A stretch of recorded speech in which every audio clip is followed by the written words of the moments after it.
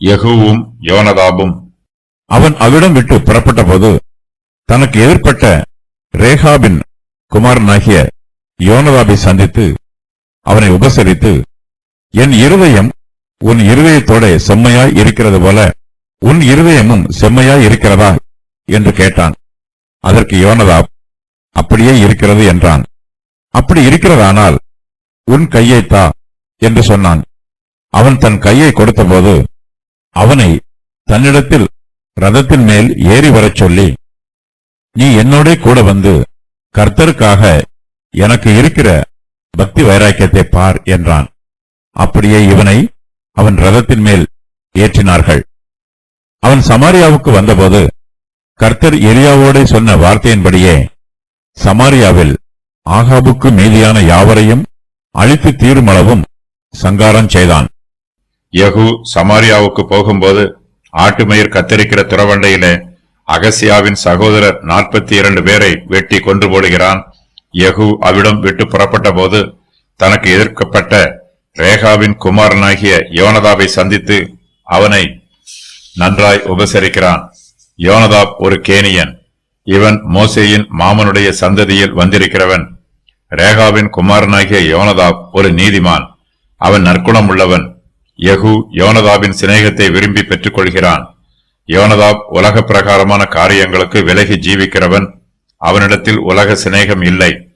யோனதாபின் சந்ததியில் வருகிறவர்கள் பிற்காலத்தில் திராட்சரசம் பானம் பண்ணவும் இல்லை. அவர்கள் பட்டணங்களில் குடியிருக்கவும் இல்லை. யோனதாபின் சந்ததியார் நசரேய விரதத்தை போல ஒரு விசேஷித்த விரதத்தில் இருக்கிறார்கள். அதற்கு அவர்கள், நாங்கள் திராட்சரசம் குடிக்கிறதில்லை.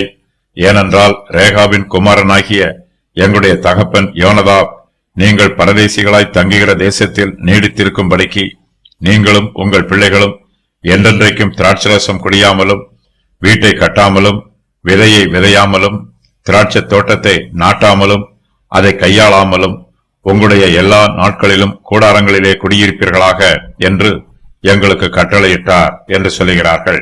எரேமியா 35:6-7.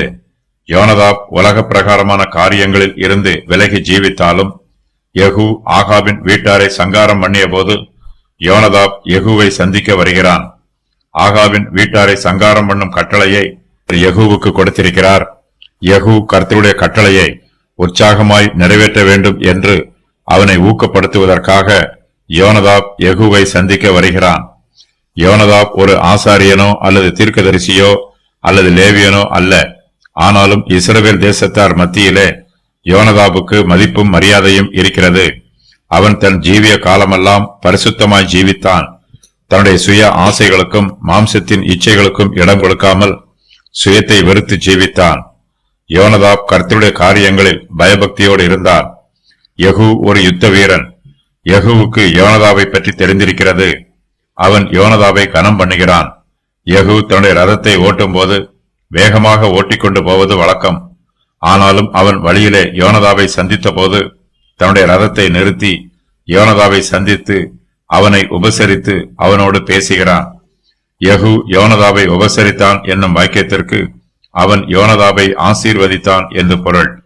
யெகூ யோனதாபை நோக்கி, என் இருதயம் உன் இருதயத்தோட செம்மையாய் இருக்கிறது போல உன் இருதயமும் செம்மையாய் இருக்கிறதா என்று கேட்கிறான். யெகூவுக்கு யோனதாபின் மீது அன்பும் பாசமும் மதிப்பும் மரியாதையும் இருக்கிறது. யோனதாப் நசரேய விரதத்தில் உண்மையுள்ளவன், கர்த்தரிடத்தில் பக்தியுள்ளவன். யெகூ யோனதாப் மீது அன்பா இருக்கிறான். யோனதாப் தன் மீது அன்பா இருக்கிறானா என்பதை யெகூ அறிந்து கொள்ள விரும்புகிறான். யோனதாப் யெகூவுக்கு பிரதியுத்தரமாக அப்படியே இருக்கிறது என்று சொல்லுகிறான்.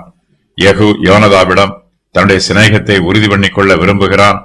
யெகூ அதற்கு அடையாளமாக யோனதாபிடம் அப்படி இருக்கிறதினால் உன் கையை தா என்று சொல்லுகிறான். யோனதாபும் யெகூவுக்கு தன் கையை கொடுக்கிறான். இருவருடைய சிநேகமும் உறுதி பண்ணப்படுகிறது. யெகூ யோனதாபை தன்னிடத்தில் ரதத்தின் மேல் ஏறி வரச் சொல்லுகிறான். மேலும் யெகூ யோனதாபை நோக்கி, நீ என்னோட கூட வந்து கர்த்தருக்காக எனக்கு இருக்கிற பக்தி வைராக்கியத்தை பார் என்று சொல்லுகிறான். அப்படியே யோனதாபை யெகூவின் ரதத்தின் மேல் ஏற்றுகிறார்கள். யோனதாப் யெகூவோடு கூட அவனுடைய ரதத்தில் ஏறி போகிறான்.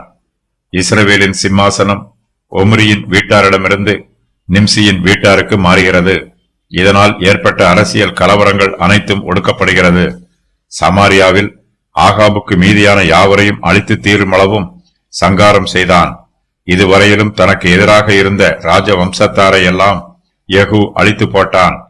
பாகாலை பின்பற்றுகிறவர்களையும் யெகூ சங்காரம் பண்ணினான்.